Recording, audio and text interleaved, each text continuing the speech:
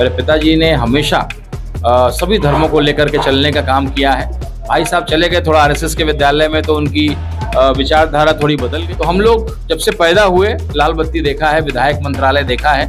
पिताजी लगातार मंत्री रहे, सांसद रहे, भाई को भी मौका मिला मंत्री सांसद रहने। ने कहा कि सोशल मीडिया स्टार, तो जब हम लोग पॉपुलर हो रहे हैं तो लोगों को लग रहा है कि भाई ये मुसलमानों की पार्टी कही जाती थी, या करके एक हिंदू का बेटा, राजपूत का बेटा क्यों वकालत कर रहा है।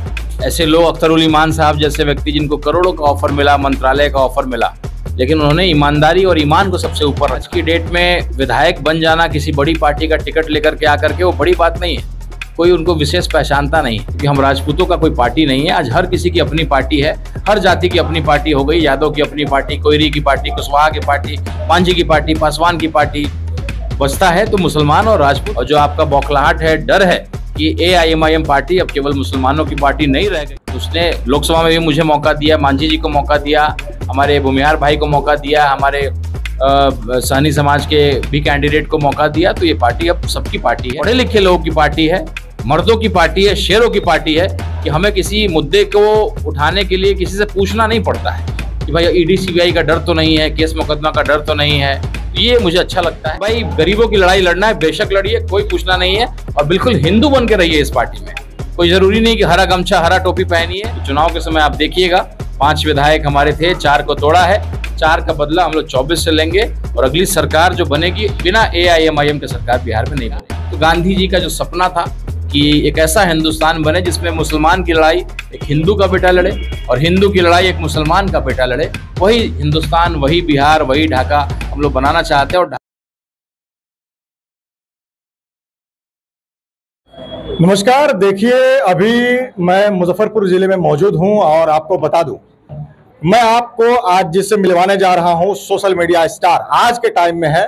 वजह यह है कि पूरे सोशल मीडिया पर MIM का एकमात्र नेता पूरे बिहार में राणा रंजीत सिंह, जिसके बारे में आप जानते होंगे, राणा रंजीत सिंह का वीडियो लगातार सोशल मीडिया पर वायरल हो रहा है। पूरे सीमांचल से लेकर के, सहरसा जिले से लेकर के, कोसी क्षेत्र से लेकर के पूरा का पूरा ढाका विधानसभा तक चर्चा में है।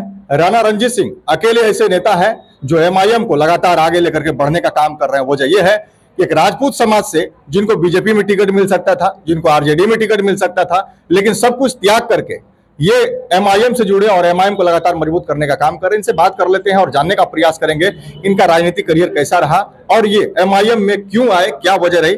सबसे पहली बात, मधुबन आपका घर है, आपके पिताजी जो है मंत्री भी रह चुके हैं, विधायक भी रह चुके हैं, आपके भाई भी बीजेपी से थे, आपके पिताजी RJD से थे, आप MIM में हैं, क्या कहना चाहते हैं? देखिए, MIM मेरी पहली और आखिरी पार्टी है, और चूंकि पिताजी से सीखा है कि जिस पार्टी में गए एक बार तो आजीवन सुख या दुख उसी पार्टी में देखते हैं।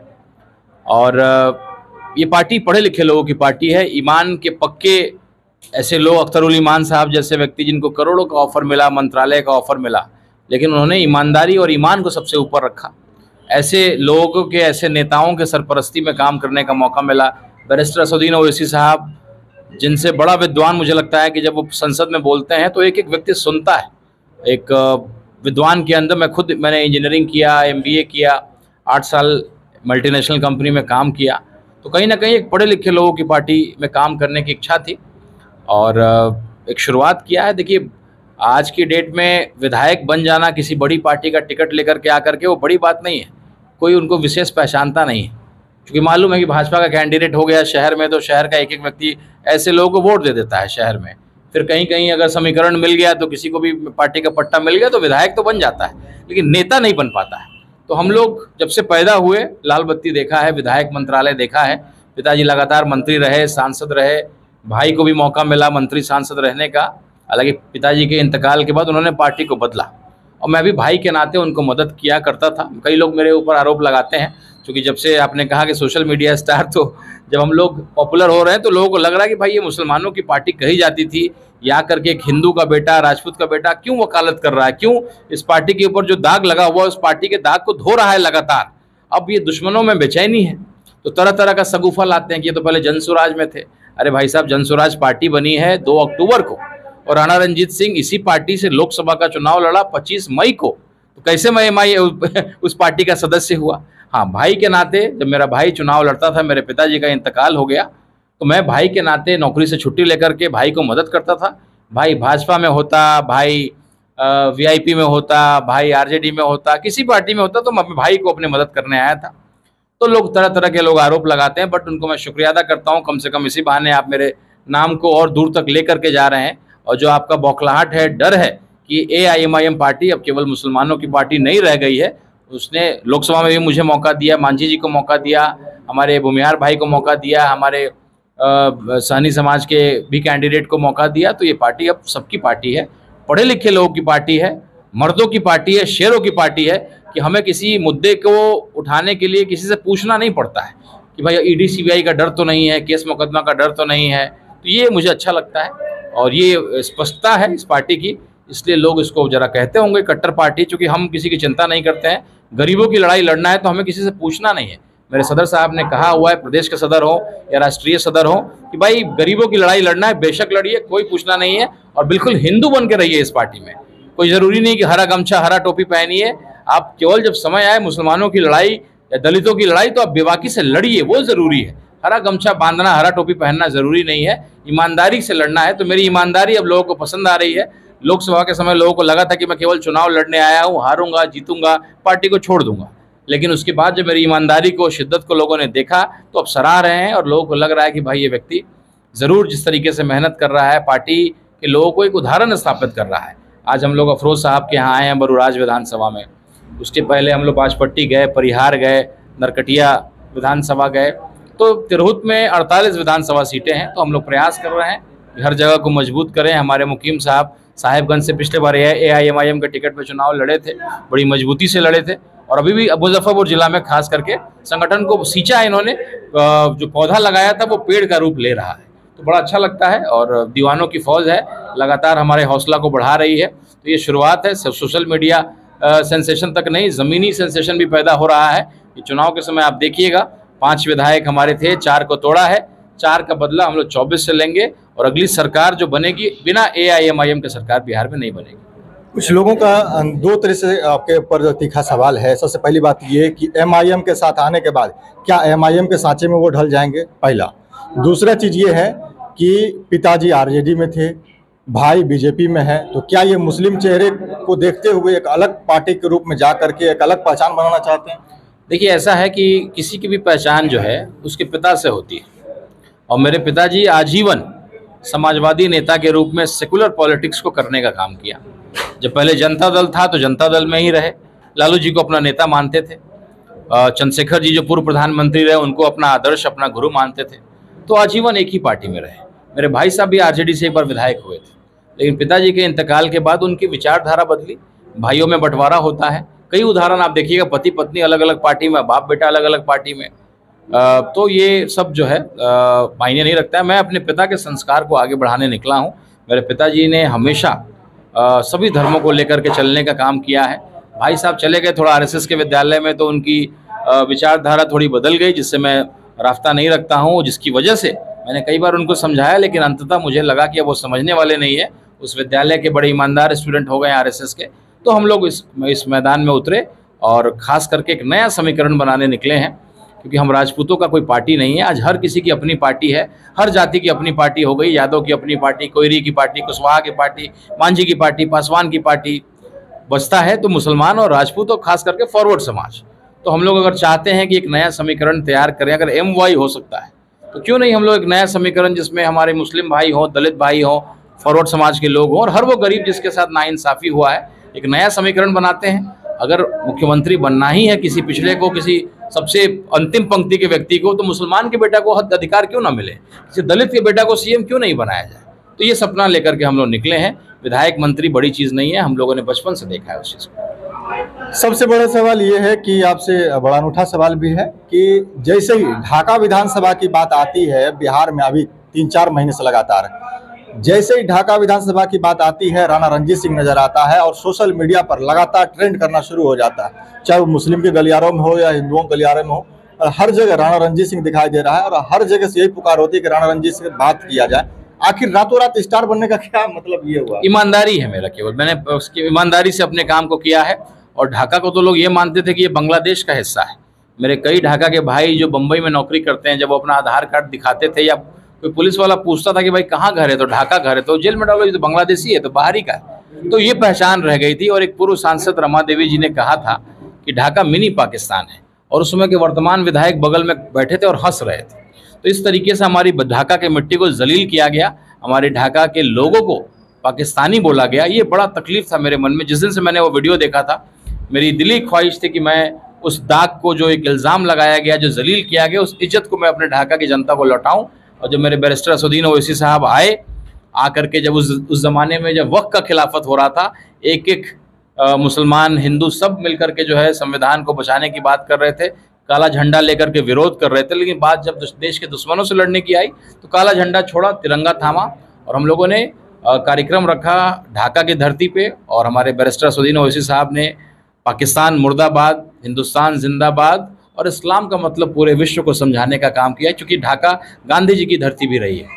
तो गांधी जी पहली बार आए, 17 महीना पूरे परिवार के साथ, हमारे एक पंचायत है बड़हड़वा लखन सेन, वहाँ उन्होंने बिताया, बुनियादी विद्यालय का निर्माण किया। तो गांधी जी का जो सपना था कि एक ऐसा हिंदुस्तान बने जिसमें मुसलमान की लड़ाई एक हिंदू का बेटा लड़े और हिंदू की लड़ाई एक मुसलमान का बेटा लड़े, वही हिंदुस्तान, वही बिहार, वही ढाका हम लोग बनाना चाहते हैं। और ढाका को फिर से नया पहचान हमारे बैरिस्टर असदुद्दीन ओवैसी साहब ने बनाया। और अब ढाका को न केवल बिहार, पूरा देश जानता है कि भाई चंपारण में एक ढाका विधानसभा है। तो राणा रंजीत सिंह ढाका का विधायक बनेगा बाद में, लेकिन उससे पहले जो ढाका को सम्मान मेरे नेता, मेरे सदर ने दिया है, ये मेरे लिए किसी जीत से कम नहीं है। कि ढाका को इतना बड़ा सम्मान देने का काम पूरा देश के पटल में हुआ है, ये मेरे लिए जीत से बड़ा है। कितना प्यार मिल रहा है ढाका में? बहुत ज़बरदस्त। तभी तो आप सहरसा से आकर के मेरा इंटरव्यू लेने के लिए आपने मुझे फ़ोन किया। और जो मेरी पहचान है वो ढाका से है, ढाका के उस कार्यक्रम से है जिसमें 50,000 से अधिक लोग आए। और वो दीवानों की फ़ौज थी, वो बिरयानी और पेट्रोल दे करके बुलाई गई फ़ौज नहीं थी। कड़ा धूप था, बहुत बुरी हालत थी, लेकिन तो भी एक भी व्यक्ति वहाँ से गया नहीं।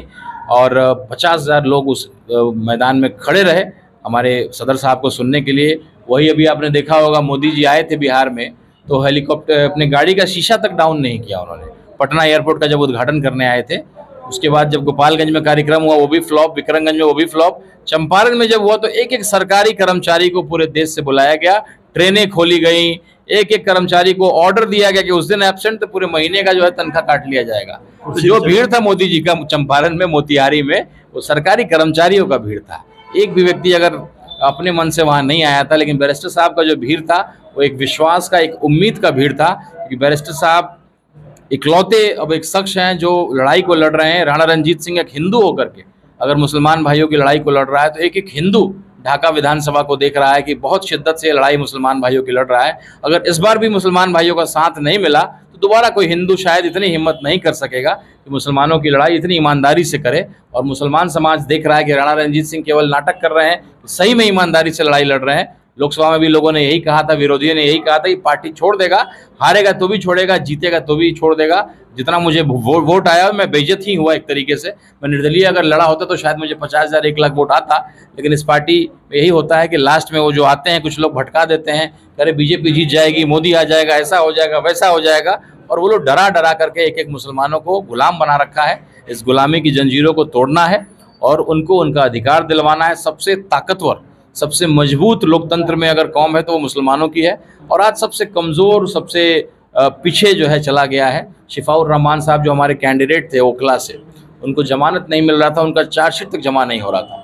लेकिन हमारे बैरिस्टर साहब ने जब उनको टिकट दिया, ओखला के विधानसभा में चुनाव लड़वाया, तो उनको बेल भी मिला। और अगर वो चुनाव जीत जाते तो ये जो आपको जो नया वक्त को लेकर के मामला उठा है, शाहीन बाग आपको याद होगा जब CA NRC का विरोध करने आया था, तो हमारे शिफाउर रहमान साहब जैसे पढ़े लिखे इंटेलेक्चुअल लोग आए थे और शाहीन बाग पूरे देश में एक चर्चा का विषय बना था।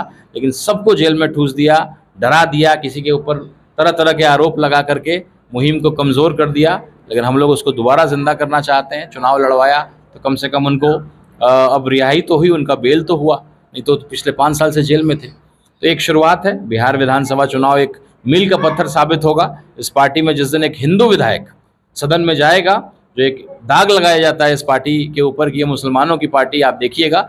मैंने अपने ढाका विधानसभा के भाइयों से वादा किया है कि अगर किसी को लगता है कि मेरी वजह से, चूंकि पहले थे मुस्लिम विधायक, अब तो उनकी स्थिति और उनका एंटी इनकम्बेंसी बहुत ऊपर चला गया है, जीतने की स्थिति में वो थे भी नहीं।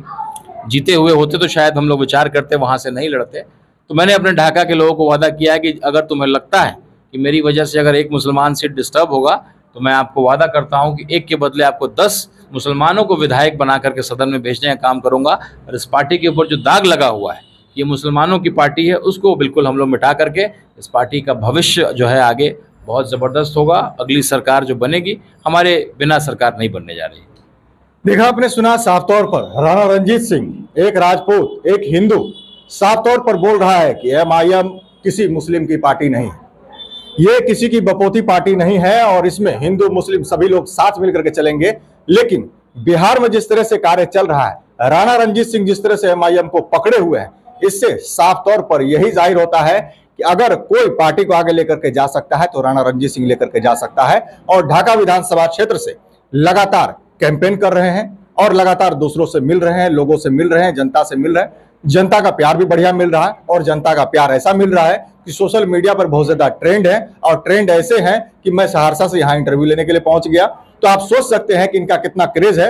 राणा रणजीत सिंह का यही कहना है कि अब बदलाव की जरूरत है और बिहार में क्या होना है वो आपको फैसला करना है। एक हिंदू का बेटा लड़ रहा है, अगर इस बार इनको मौका नहीं मिला, अगर इस बार इनको विधायक नहीं बनाया गया, तो शायद दूसरी बार कोई हिंदू का लड़का या कोई हिंदू समाज या कोई हिंदू दूसरी बार जो है एमआईएम से लड़ना पसंद नहीं करेगा, एमआईएम से जुड़ना पसंद नहीं करेगा।